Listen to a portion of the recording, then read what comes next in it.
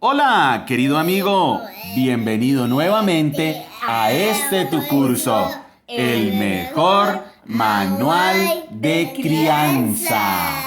Estamos como familia nuevamente reunidos frente a este libro, la Biblia. La Biblia es el mejor manual de vida y el mejor manual de crianza para todas las personas en toda etapa de su vida.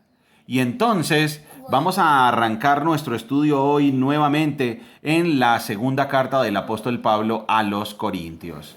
Vamos a empezar nuestra lectura hoy en el capítulo 1, versículo 3. Segunda carta a los Corintios, capítulo 1, versículo 3, porque estamos en esta conclusión de estos primeros versículos del 3 al 11.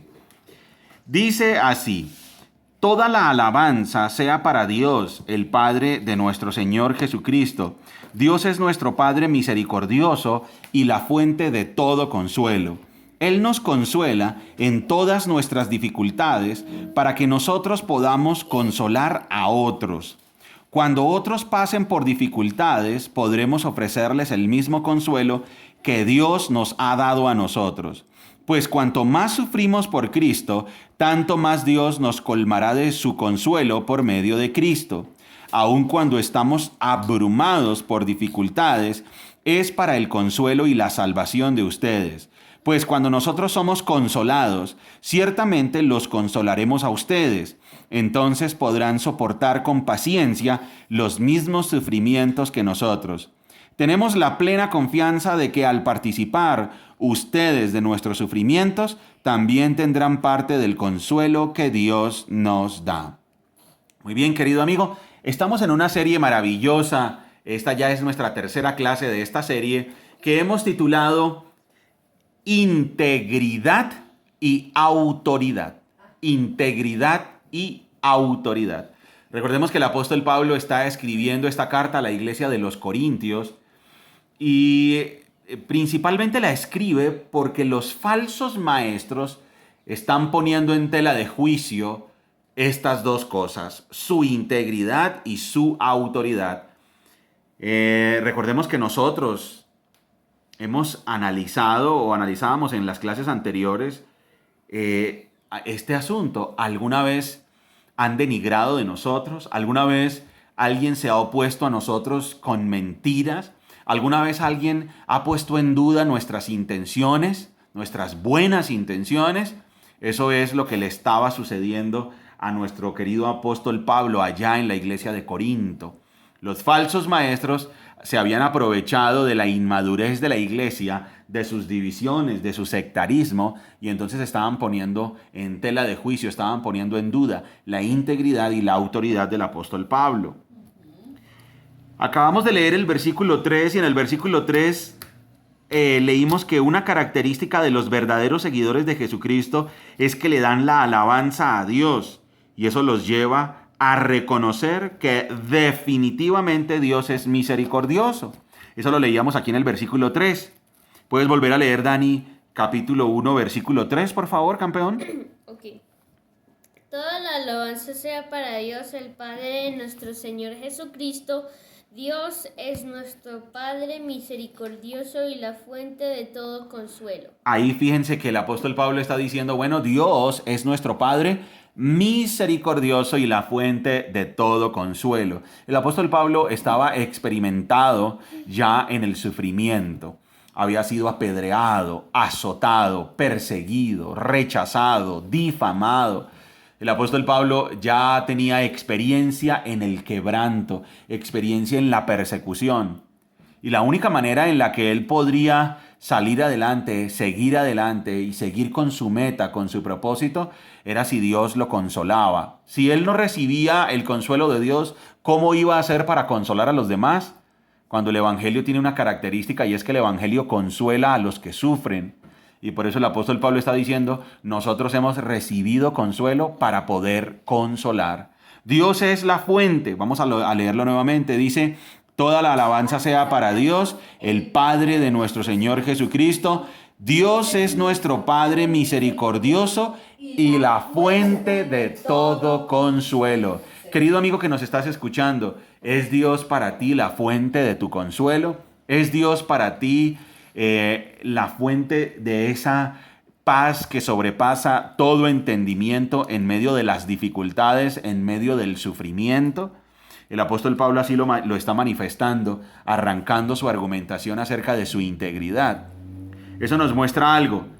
Pablo muestra su integridad en que él recibía el consuelo de Dios, no para quedarse él con ese consuelo, sino que recibía el consuelo de Dios para transmitirlo a los demás. Él tenía una actitud abnegada y altruista, como ya lo hemos visto. Una pregunta que te hacemos, querido amigo que nos escuchas, querida familia que nos escuchan. ¿Ustedes son consolados para consolar a los demás? Dentro de su propósito y su misión está el ayudar y el consolar a los demás. El apóstol Pablo recibió consuelo para consolar. Vamos a leer aquí desde el versículo 8. Amados hermanos, pensamos que tienen que estar al tanto de las dificultades que hemos atravesado en la provincia de Asia. Fuimos oprimidos y agobiados más allá de nuestra capacidad de aguantar y hasta pensamos que no saldríamos con vida. De hecho, esperábamos morir.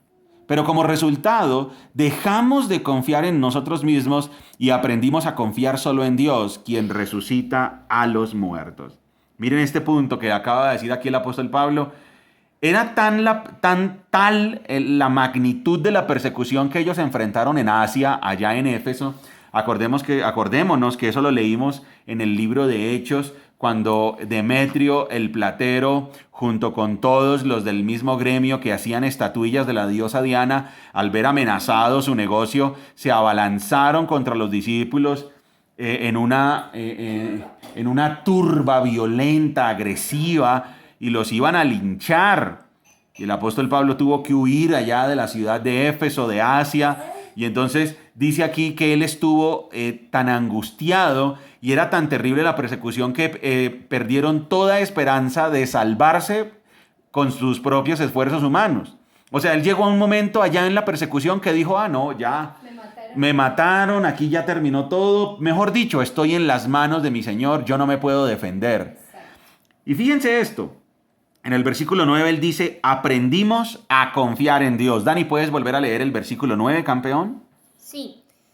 De hecho, esperábamos morir, pero como resultado dejamos de confiar en nosotros mismos y aprendimos a confiar solo en Dios, quien resucita a los muertos. Miren qué lindo. Aprendimos a confiar solo en Dios, quien resucita a los muertos. Los siervos de Dios, y eso quiero que nos quede claro, Dani, Margie, María Paz, los siervos de Dios se ven enfrentados a múltiples situaciones que los llevan a la misma conclusión, a confiar solo en Dios. Amigo que me estás escuchando, cuando estás enfrentando problemas, dificultades, persecución, ¿confías solo en Dios? ¿Es Dios la fuente de tu consuelo? ¿Es Dios la fuente de nuestro consuelo? ¿Es Dios la fuente de nuestra seguridad, Dani? Se podría decir que en momentos de dificultad nosotros confiamos solo en Dios como la fuente de nuestra seguridad, el que nos rescata. Vamos a reflexionar un poco acerca de eso allá en el libro del profeta Jeremías. Vamos a ir a Jeremías capítulo 17. Recordemos que estamos en esta maravillosa serie que hemos titulado Integridad y Autoridad. El profeta Jeremías, les quiero contar que se identifica muchísimo con el apóstol Pablo y viceversa. El profeta Jeremías también fue perseguido por anunciar la palabra de Dios. El profeta Jeremías también aprendió a confiar solo en Dios. El profeta Jeremías estuvo profetizando allá en el pueblo de Judá, en el reino de Judá. Estuvo predicando alrededor de 40 años. Y en esos 40 años fue rechazado totalmente por el pueblo. Fue humillado y fue despreciado. ¿Y qué hacían? Los del pueblo de Judá lo que hacían era aceptar con gusto los falsos maestros. Y en cambio a Jeremías, que era el profeta de Dios, lo rechazaban. Algo más o menos parecido le pasaba al apóstol Pablo. Vamos a ir a Jeremías capítulo 17 y vamos a ir al versículo 5 y vamos a leer hasta el 10. ¿Lo tienes, campeón? Jeremías 17, 5. Jeremías capítulo 17. Jeremías capítulo 17, versículo 5 hasta el versículo 10. Vamos a leer esa porción de la palabra de Dios para entender este concepto. El apóstol Pablo dijo, aprendimos a confiar en Dios 16. únicamente. Dice Jeremías capítulo 17, versículos 5 al 10. ¿Lo tienes, campeón? Sí. Por favor, léelo. Esto dice el Señor: malditos son los que ponen su confianza en simples seres humanos, que se apoyan en la fuerza humana y apartan el corazón del Señor. Son como los arbustos raquíticos del desierto, sin esperanza para el futuro. Vivirán en lugares desolados, en tierra despoblada y salada. Pero benditos son los que confían en el Señor y han hecho que el Señor sea su esperanza y confianza. Son como árboles plantados junto a la ribera de un río, con raíces que se hunden en las aguas. A esos árboles no les afecta el calor ni temen los largos meses de sequía. Sus hojas están siempre verdes y nunca dejan de producir fruto. El corazón humano es lo más engañoso que hay, extremadamente perverso. ¿Quién realmente sabe qué tan malo es? Pero yo, el Señor, investigo todos los corazones y examino las intenciones secretas. A todos les doy la debida recompensa según lo merecen sus acciones. Gracias, campeón. Resulta que vamos a contextualizar este texto y vamos a entender un poco el libro del profeta Jeremías para entender este concepto, esto que dijo el apóstol Pablo: aprendimos a confiar en Dios. Bien, resulta que cuando profetiza el profeta Jeremías, él profetiza al reino del sur, en el reino de Judá. Y resulta que el profeta daba un mensaje al pueblo de Judá. El profeta le decía al pueblo de Dios: arrepiéntanse de sus pecados y vuélvanse a Dios, porque Dios los va a castigar. Y entonces el mensaje de Dios era: ustedes se van a arrepentir y ustedes se van a someter voluntariamente a los babilonios, se van a someter como vasallos de ese rey, del rey Nabucodonosor. Ustedes se van a someter a ese rey y se van a someter voluntariamente. ¿Por qué se tienen que someter voluntariamente? Porque ese es el castigo de Dios. Recordemos una cosa, recordemos que los libros proféticos se caracterizan por hacer un llamado al pueblo de Dios al arrepentimiento y sobre todo por anunciar el juicio de Dios. Entonces el mensaje a Judá era: ustedes han sido por siglos, escúchenme bien esto, amigos, y nosotros como familia. El mensaje del profeta Jeremías era el siguiente: pueblo de Judá, ustedes han sido desobedientes por siglos y ya el castigo no tiene reversa. ¿Qué les decía el profeta Jeremías al pueblo de Judá? Que ellos habían sido desobedientes por siglos y ahora no había vuelta atrás para el castigo. Correcto. Correcto. O sea, el mensaje de Jeremías era sencillo. El mensaje de Jeremías era: entonces no había vuelta atrás para el castigo. ¿Eso qué quiere decir, amigo que me estás escuchando? Dios es paciente, Dios es misericordioso.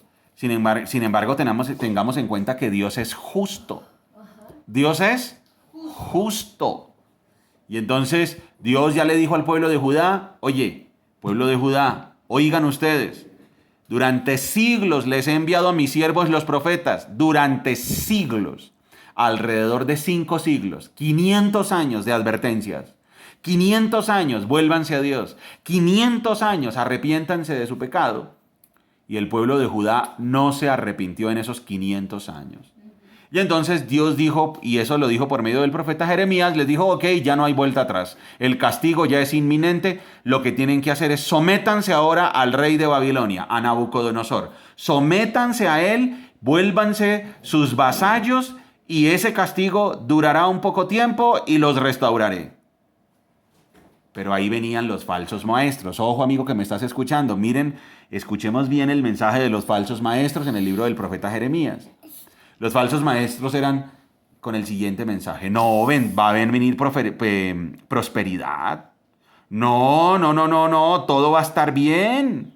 No, todo va a estar perfecto. Todo va a estar perfecto, todo va a estar a las mil maravillas. Nosotros somos el pueblo de Dios y somos el pueblo elegido de Dios. Tranquilos. No va a pasar nada. El profeta Jeremías está mintiendo, él no habla de parte de Dios. ¿Cómo un Dios bondadoso va a castigar a su heredad? Ese era el mensaje de los falsos maestros. Acuérdate, amigo, que me estás escuchando, y recordemos nosotros como familia, el común denominador en la Biblia son los falsos maestros. Y pues Jeremías no es la excepción. Entonces los falsos maestros atacaban a Jeremías y a su mensaje. Y entonces Jeremías decía, no, Señor, eso no es cierto. Va a venir un tiempo de castigo. Es mejor que se sometan al castigo de Dios, y es mejor que por las buenas se sometan al rey de Babilonia, porque ya Dios lo determinó así. Y eso ya no tiene reversa, no hay vuelta atrás.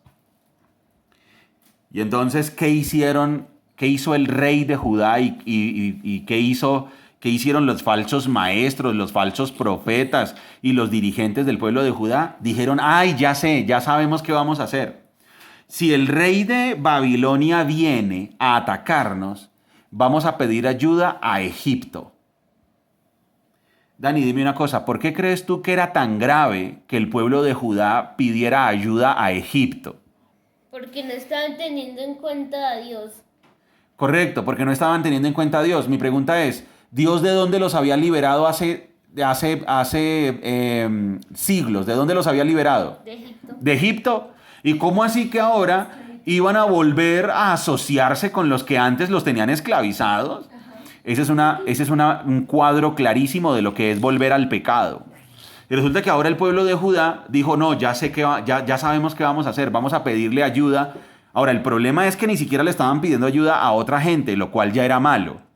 Lo peor es que le estaban pidiendo ayuda al pueblo de donde Dios los había liberado de la esclavitud. ¿Sí ven lo grave que era eso?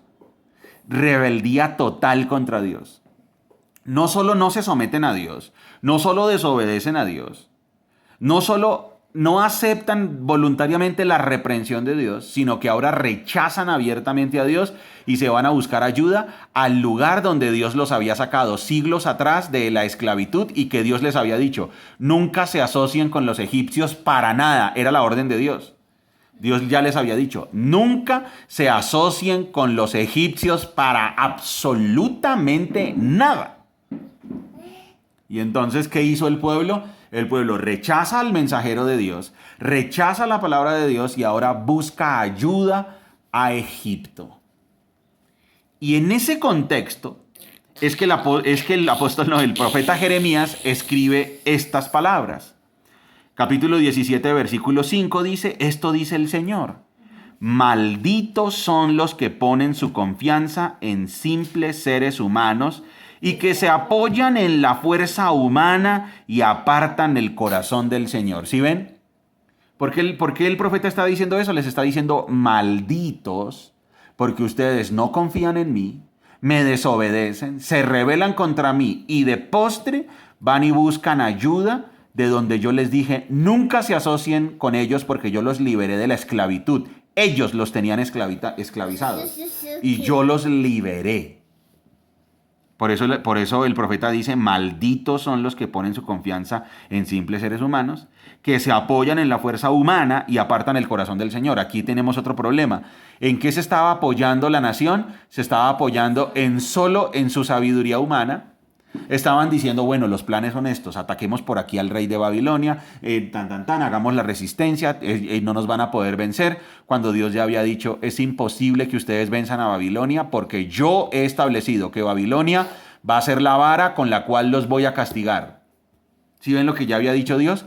Babilonia va a ser la vara con la que yo los voy a castigar.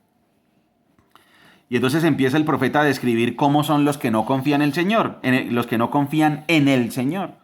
Son como los arbustos raquíticos del desierto, sin esperanza para el futuro. Vivirán en lugares desolados, en tierra despoblada y salada, o sea, tierra infértil. Pero benditos son los que confían en el Señor y han hecho que el Señor sea su esperanza y su confianza. ¿Sí ven el contraste? ¿Quiénes son benditos? los que han hecho que el Señor sea su esperanza y su confianza.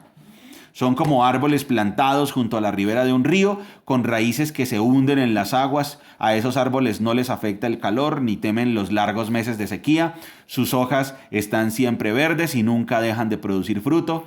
Y miren una conclusión a la que llega el profeta Jeremías. Este es un mensaje para el pueblo. El corazón humano es lo más engañoso que hay. Vuelvo y lo repito. El corazón humano es lo más engañoso que hay y extremadamente perverso. Ni siquiera que es un poquito malo, dice que es extremadamente perverso. ¿Quién realmente sabe qué tan malo es? Pero yo, el Señor, investigo todos los corazones y examino las intenciones secretas. A todos les doy la debida recompensa según lo merecen sus acciones. Y entonces aquí esto es lo que nos está enseñando el apóstol Pablo, lo mismo que enseñó Jeremías, y es el verdadero siervo del Señor, ¿en quién confía? En Dios.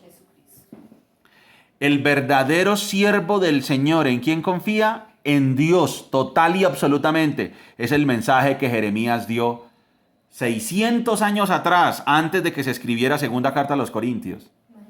600 años atrás, este concepto ya estaba registrado en las Sagradas Escrituras. No confíen en su destreza humana, no confíen en su capacidad humana, confíen en el Señor. Esa es otra manera distintísima de vivir. Amigo que me estás escuchando, ¿se podría decir que esa es una característica en tu vida? Que no te apoyas en tu intelecto, en tu sabiduría humana, sino que te apoyas completamente en Dios.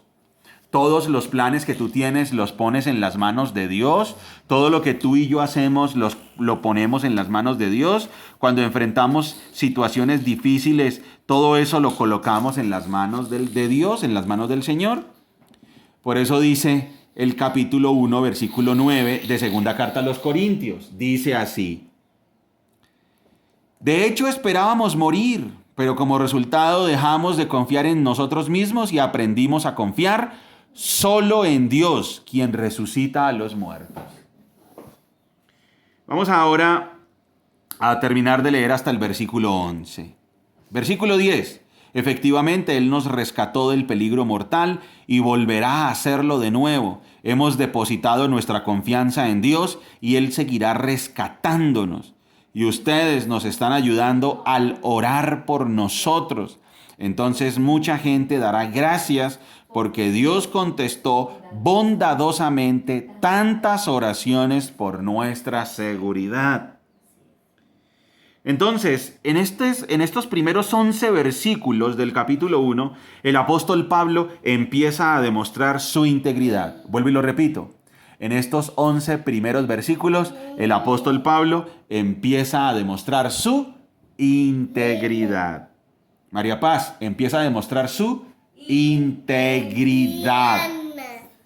¿Por qué? Número 1, porque en el versículo 1 demostró que él fue elegido por la voluntad de Dios. O sea, el apóstol Pablo no fue que un día dijo, me voy a dedicar a ser apóstol de Jesucristo. No, el apóstol Pablo era apóstol de Jesucristo porque Dios lo había elegido. En el versículo 3 hasta el 7 nos explicó que él fue consolado por Dios y por eso él puede consolar a los que sufren, una actitud altruista y compasiva. ¿Sí ven? Esa es la segunda prueba de su integridad. Primera prueba, que él fue elegido por la voluntad de Dios, y segunda prueba, que Dios lo consoló a él para que él pudiera consolar a los demás. Eso demostraba una actitud altruista y compasiva. Y número 3, en los versículos 8 al 11 leímos que en medio de las dificultades y las pruebas más difíciles, él se abandonó completamente al cuidado de Dios. No confía en su propia pericia, él confía en Dios, no en estrategias humanas, sí en el poder de Dios. Dani, voy a volverlo a decir para que repitas estas 3 grandes pruebas que da el apóstol Pablo de su integridad. ¿Queda claro? Ok. Entonces el apóstol Pablo nos va a dar 3 pruebas de su integridad. Sí. Prueba número 1, que él fue elegido por la voluntad de Dios. Sí. Prueba número 2, que él fue consolado por Dios para consolar a los que sufren. Eso muestra su altruismo y su compasión. Sí. Y prueba número 3, que en medio de las dificultades, y las pruebas más difíciles, él se entregó completamente al cuidado de Dios. No confiaba en su talento humano ni en su pericia humana, confiaba en Dios. 3 pruebas de la total y absoluta integridad del apóstol Pablo. Muy bien, Dani, ¿cuáles son esas 3 pruebas? La primera prueba es que Dios lo eligió. La segunda prueba es que Dios lo consoló para que él pueda, Dios le dio consuelo para que él pueda darle consuelo a otras personas. Y la última prueba es que él, creo que si me acuerdo, es que él no piensa en sí mismo. ¿O la puedo volver a decir, por favor? Lo acabamos de leer en Jeremías. Él no confía en esfuerzos humanos, sino confía en Dios en medio del sufrimiento, en medio de la persecución. Entonces, él no confía en la pericia de otras personas o en su propia pericia, sino en la sabiduría de Dios, que Dios lo va a salvar. Correcto. Aquí tenemos entonces al apóstol Pablo atacado por los falsos maestros. Aquí tenemos al apóstol Pablo que su autoridad y su integridad está siendo puesta en tela de juicio, está siendo puesta en duda por los falsos maestros. Sin embargo, la prueba del apóstol Pablo, él empieza ya a dar 3 pruebas en estos primeros 11 versículos. Y las 3 primeras pruebas que él da de su integridad es, número 1, que fue elegido por la voluntad de Dios. O sea, él no está ahí por intereses personales. Número 2, que fue consolado para consolar. Eso prueba su altruismo y su compasión. Y número 3, que en medio de las pruebas, en medio de las pruebas, él se abandona y confía en Dios. Y eso prueba que él no está utilizando técnicas y tácticas humanas, sino que es el poder de Dios el que lo mantiene firme. Maravilloso, querido amigo que nos estás escuchando. Gran conclusión para nuestras vidas. Número 1. ¿Estamos confiando en la voluntad de Dios para nosotros? Quiero que esto te quede, querido amigo que nos escuchas, y a nosotros como familia. ¿Estamos confiando en la voluntad de Dios para nuestras vidas? Número 2. ¿Estamos recibiendo el consuelo de Dios para consolar a los demás en una actitud altruista y compasiva? Y número 3. ¿Estamos confiando 100% en Dios o confiamos en nuestra pericia y en nuestro talento y en nuestras técnicas y tácticas humanas? Muy bien, querido amigo, recuerda que somos Margie y Daniel, familias saludables, familias que se enfocan en lo importante. ¡Chao!